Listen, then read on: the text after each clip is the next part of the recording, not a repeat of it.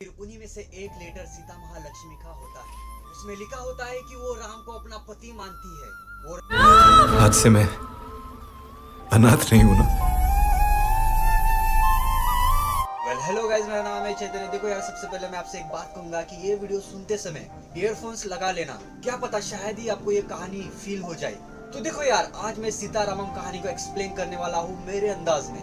तो चलो कहानी की शुरुआत करते हैं। तो कहानी शुरू होती है 1964 पाकिस्तानी टेररिस्ट कैंप से, और वही पाकिस्तानी टेररिस्ट लीडर मुजाहिदीन, जो कश्मीर में रहने वाले कश्मीरी हिंदू और मुसलमान लोगों के रिश्ते को अच्छी नजर से नहीं देखता, और उसी वजह से वो दोनों लोगों में एक दरार लाने की कोशिश करता है। और उसे पता होता है कि इन दोनों रिलीजन को एक साथ लाने वाले इंडियन आर्मीज होते हैं, और इसी के चलते मुजाहिदीन पाकिस्तान के छोटे छोटे बच्चों को इंडियन आर्मी के खिलाफ भड़काता है और अपने प्लान को अंजाम देने के लिए उन बच्चों को इंडिया में कश्मीर में भेज देता है। फिर वहाँ से वह सीन चेंज करके हमें दिखाया जाता है कि 20 साल बाद फिर और एक कहानी 1985 में शुरू होती है लंदन में।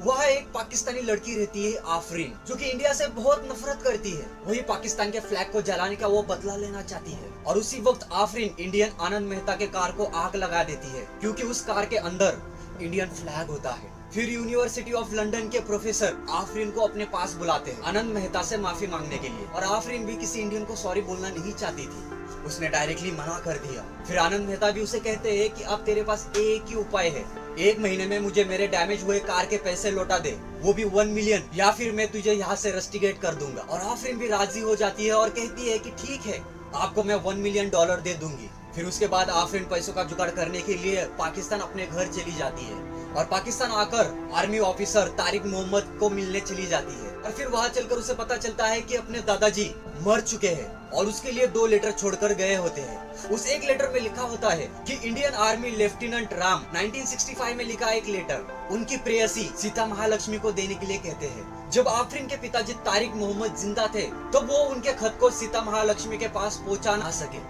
और आफरीन को भी पैसे की सख्त जरूरत थी, और उसे वो पैसा तब मिलता जब वो खत और लेटर आफरीन सीता महालक्ष्मी के पास पहुंचा देती। और आफरीन की इच्छा न होते हुए भी वो लेटर लेकर वो सीता महालक्ष्मी के पास देने चली जाती है, और इंडिया में हैदराबाद पहुंचकर अपने इंडियन यूनिवर्सिटी के सीनियर बालाजी से मिलती है। और उसी के बाद उन्हें खबर मिलती है कि सीता 20 साल पहले इसे हैदराबाद के नूरजहां पैलेस में रहती थी। फिर आफरीन बालाजी के साथ उस जगह पहुंच जाती है, नूरजहां पैलेस।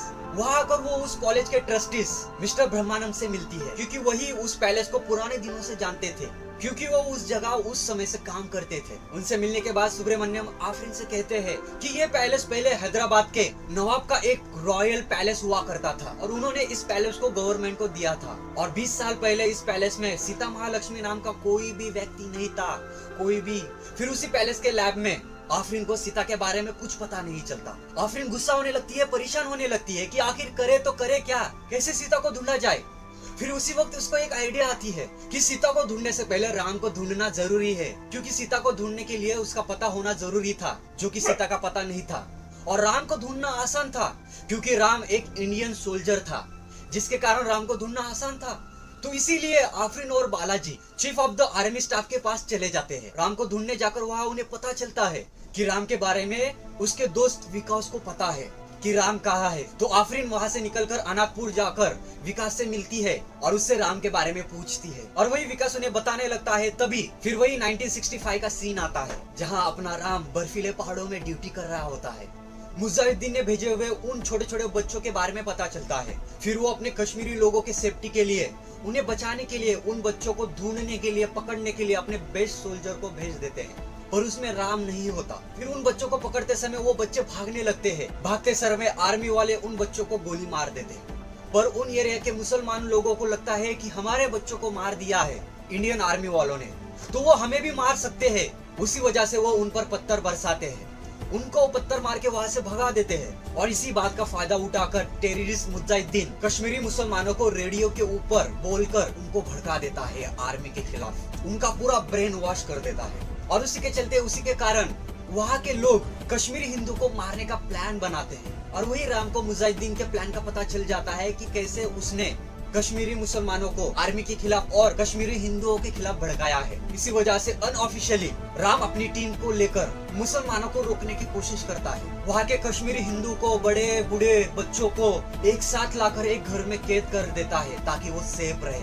और इसके बाद राम मुजाहिदीन के इन्फॉर्मर को पकड़ लेता है और मुजाहिदीन के प्लान को उन सारे मुसलमानों के सामने बताने के लिए कहता है, और जिसे सुनकर जिसके कारण सभी मुसलमान अपने होश में आ जाते हैं और उन्हें पता लगता है कि हम गलत कर रहे थे। फिर उसके बाद उन्होंने लगाई आग को वो खुद बुझाने लग जाते हैं और कश्मीरी हिंदुओं से माफी मांगने लग जाते हैं और एक दूसरे के गले पड़ लेते हैं और सभी लोग फिर इंडियन आर्मी के साथ मिलकर उस आग को बुझाने लग जाते हैं। और एक न्यूज सभी जगह फैल जाती है कि कैसे राम और उसकी टीम ने कश्मीरी हिंदू और मुसलमानों को बचाया है। और ऑल इंडिया रेडियो से विजय लक्ष्मी उन जवानों का इंटरव्यू लेने आ जाती है और जिससे सारे लोगों को पता चल जाता है कि राम एक अनाथ है। और उसी के बाद विजय लक्ष्मी रेडियो के माध्यम से सारे लोगों को बताती है राम के बारे में। फिर उसके बाद पूरा इंडिया राम को अपनी फैमिली की तरह चिट्ठियां लिखने लगता है, उसे प्यार भरी बातें उन चिट्ठियों के ऊपर लिखकर राम को भेज देते हैं। उस चिट्ठी के अंदर वो लोग राम को अपना भाई तो कोई अपना बेटा मानता था। इस बात को पढ़कर राम बहुत खुश हुआ था कि उसे लगता था कि मैं अब अनाथ नहीं हूँ। उसे लगने लगा था कि अब मेरे पास बहुत बड़ी फैमिली है। और फिर उन्हीं में से एक लेटर सीता महालक्ष्मी का होता है। उसमें लिखा होता है कि वो राम को अपना पति मानती है, वो राम को खुद को अपनी पत्नी मानने लगती है। उस चिट्ठी को पढ़कर राम बहुत खुश हो जाता है और फिर यहाँ से शुरू होती है राम की लव स्टोरी। सीता भी एक के बाद एक लेटर राम को भेज रही होती है, पर वो जो लेटर भेजती है उस पर सीता का एड्रेस नहीं होता, जिसके कारण राम सीता को रिप्लाई नहीं भेज पाता। फिर एक दिन और एक चिट्ठी आती है जिसमें लिखा होता है कि राम, मुझसे किसी ने पूछा था कि तुम और राम कैसे मिले थे, तो मैंने भी बता दिया। कुरुक्षेत्र में रावण संहार, युद्ध की ज्वाला में सीता स्वयंवर। तो वो मुस्कुराकर चले गए जैसे वो सब कुछ समझ गए हो। नीचे लिखा होता है तुम्हारी पत्नी सीता महालक्ष्मी। राम उसे पढ़कर सोच में पड़ जाता है कि आखिर इसका मतलब क्या है। फिर दूसरे दिन और एक चिट्ठी आती है जिसमें लिखा होता है, सीता लिखती है, राम 48 घंटों का लंबा सफर है, डर लग रहा है, लेकिन मैनेज कर लूंगी मैं, क्योंकि मैं लेफ्टिनेंट राम की वाइफ जो हूँ। इस महीने में हैदराबाद में ऑस्ट्रियन मैजिक शो है, तुम होते तो अच्छा होता। तुम्हारी पत्नी सीता महालक्ष्मी। राम उस लेटर को पढ़कर मन ही मन में कहता है, लिखती तो मेरी पत्नी हो लेकिन एड्रेस नहीं लिखती। तभी उसकी नजर उस चिट्ठी के फ्रंट पर पड़ती है जिस पर सीता का एड्रेस लिखा होता है, दिल्ली। अब राम को सीता मिल चुकी थी, बस उसे ढूंढना बाकी था। फिर उसके बाद अपने दोस्त को साथ लेकर दिल्ली से हैदराबाद जाने वाली ट्रेन में चढ़ता है और वहाँ के टीसी के थ्रू पूरी ट्रेन में राम सीता को ढूंढने लगता है और आखिर के डब्बे में उसे सीता मिल जाती है। और पहली बार में ही राम उसे देखकर उसे पता चल जाता है कि सीता यही है। और फिर राम सीता ने भेजे हुए सारे लेटर्स के रिप्लाई लिखकर उसे दे देता है और उसे अपने प्रिय दोस्त के घर का नंबर दे देता है और उसका पता बता देता है ताकि सीता उसे कांटेक्ट करे, कॉल करे। और फिर राम अपने दोस्त दुर्जा के घर जाकर सीता के कॉल का वेट करने लगता है। तभी उसे पता चलता है कि वो फोन कई दिनों से बंद था। इस बात को सुनकर राम गुस्सा होने लगता है दुर्जा पर और फिर उसके बाद गुस्से से उसके कमरे में चला जाता है। सीता भी राम को कॉल पे कॉल करती है लेकिन कॉल नहीं लगता। तभी सीता राम ने दिए हुए एड्रेस पर चली जाती है, दुर्जा के घर राम को मिलने आती है। फिर दोनों एक दूसरे को मिलकर देखकर बहुत खुश हो जाते हैं। फिर राम भी उसी वक्त चुप कर सीता की फोटो लेता है, सीता से रोमांटिक बातें करने लगता है और सीता भी मानो जैसे उसे अनजान बनकर बातें करने लगती है। फिर सीता इस बार भी उसे एड्रेस दिए बगैर वहाँ से चली जाती है। फिर दूसरे दिन राम न्यूज़पेपर पढ़ते समय उसको एक खबर मिलती है कि हैदराबाद में एक मैजिक शो होने वाला है। उसे याद आता है कि सीता महालक्ष्मी ने भी अपने लेटर में लिखा हुआ था कि हैदराबाद में एक मैजिक शो होने वाला था। तब राम को पता चलता है कि शायद ही वो शो ये भी हो सकता है। फिर उसी लिए राम भी उसी उम्मीद से सीता को मिलने के लिए उस मैजिक शो में चला जाता है। वहां जाते ही उसे सीता महालक्ष्मी दिख जाती है। उसे देखकर राम खुश हो जाता है और ऊपर से जोर से चिल्लाता है, सीता। तभी सीता भी राम को देखकर सरप्राइज हो जाती है और वही सीता की बेस्ट फ्रेंड राम से कहती है कि राम, सीता ने तुम्हारे लिए बहुत से लेटर लिखे हैं और उनमें से कुछ ही लेटर्स तुम्हें भेजे हैं उसने। फिर उसके बाद दोनों मिलकर एक स्पेशल टाइम स्पेंड करते हैं दोनों एक दूसरे के साथ, जिसके चलते दोनों में एक अच्छी सी बॉन्डिंग हो जाती है। फिर उसी दिन राम को पता चल जाता है कि सीता राम को पहले से ही जानती थी। कश्मीर में जो मुसलमानों ने दंगे किए थे, घर जलाए थे, कश्मीरी हिंदुओं को मारने की कोशिश की थी, आपने इस वीडियो में स्टार्टिंग में भी सुना होगा। हाँ, उसी दंगों के बीच, उसी आग के बीच जब राम गांव वालों को बचाने वहाँ गया था और उसी समय सीता भी वहाँ घूमने आ चुकी थी पर वो उस दंगों में फंस गई थी और वही कुछ लोग सीता को छेड़ने लगे थे। उसी वक्त राम वहाँ पर आकर सीता को बचा लेता है और राम उस समय सीता को बचाते समय वहाँ लगी आग के फेरे लेता है। अनजाने में उन लोगों को मारते समय वो यहाँ वहाँ घूमने लगता है। अनजाने में वो अग्नि के सामने 7 फेरे ले लेता है, पर उसे उस बात की भनक भी नहीं होती है, उस बात का पता भी नहीं चलता है कि वो सीता थी, क्योंकि सीता ने अपने मुंह पर एक कपड़ा ढका हुआ होता है और राम भी उसका चेहरा बिना देखे ही उसे बचा लेता है और उसे बचाकर सभी लोगों के सामने लाता है। और इसीलिए राम सीता को पहचान नहीं पाया था। पर अब जब सीता ने सब कुछ बताया हुआ था तो राम सब कुछ जान चुका था। फिर राम को वो लेटर याद आता है जो कि सीता ने स्टार्टिंग में राम को भेजा था। कुरुक्षेत्र में रावण संहार, युद्ध की ज्वाला में सीता स्वयंवर। फिर राम को सीता के बारे में सब कुछ पता चल जाता है। सीता का इवन एड्रेस भी पता चल जाता है जहाँ सीता रहती थी, हैदराबाद के नूरजहां पैलेस में। और वहाँ वो प्रिंसेस को डांस सिखाती थी। और फिर दूसरे ही दिन राम सीता से मिलने नूरजहां पैलेस चला जाता है, वहाँ पर काम करने वाले सुब्रमण्यम के साथ। और उसी पैलेस के अंदर सीता राम को देखकर हैरान हो जाती है कि राम सीधा प्रिंसेस के पैलेस में चला आता है सीता महालक्ष्मी को मिलने। और उसी वक्त वही जगह पर राम सीता को प्रपोज कर देता है, जिसे सुनकर सीता राम को बिना कुछ कहे वहाँ से चली जाती है। फिर 1965 का वो सीन आता है जहाँ पर हमें पता चलता है और आफरीन को भी। बालाजी क्या हुआ?